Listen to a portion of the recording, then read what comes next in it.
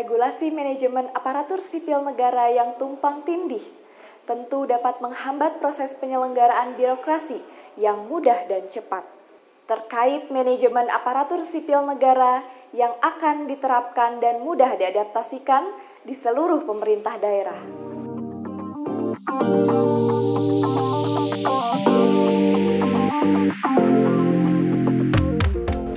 Bertempat di Aula Balai Kota Tasikmalaya, Kamis, 10 Maret tahun 2022. Sekretaris Daerah Kota Tasikmalaya, Dr. Andes Haji Ivan Diksan Hasanuddin MSI, secara resmi membuka diskusi terarah penyederhanaan regulasi manajemen aparatur sipil negara atau ASN yang dihadiri oleh staf ahli Kemenpan RB bidang politik dan hukum, Asisten Deputi Perencanaan Jabatan, Perencanaan dan Pengadaan Sumber Daya Manusia Aparatur, Kepala BKD Provinsi Jawa Barat, dan Kepala BKPSDM 4 Kota Kabupaten, Kepala BKPSDM Kota Tasikmalaya, Kepala BKPSDM Kabupaten Tasikmalaya, Kepala BKPSDM Kabupaten Garut, dan Kabupaten Ciamis.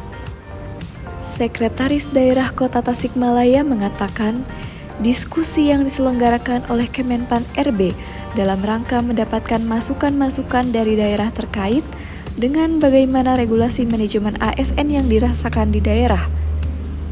Menurutnya, cukup banyaknya regulasi terkait dengan manajemen ASN dikhawatirkan akan mengakibatkan terjadinya tumpang tindih aturan, bahkan menjadi kontraproduktif dalam penerapannya, sehingga dapat menghambat percepatan proses manajemen ASN yang urutan perubahan-perubahannya harus segera diadaptasikan terutama di daerah. Beliau juga berharap dengan adanya diskusi ini bisa memberikan masukan data dan informasi yang bisa dirumuskan menjadi kebijakan manajemen ASN ke pemerintah pusat. Ya, jadi kan diskusi yang diselenggarakan oleh Kemenpan RB dalam rangka mendapatkan masukan-masukan dari daerah terkait dengan bagaimana sebenarnya regulasi manajemen ASN yang dirasakan di daerah-daerah. Sehingga memang sekarang ini narasumbernya itu para kepala BKPSDM dari Kota Tasik, Kabupaten Tasik, dari Garut, dan dari Ciamis. Jadi memang cukup banyak regulasi terkait dengan manajemen ASN.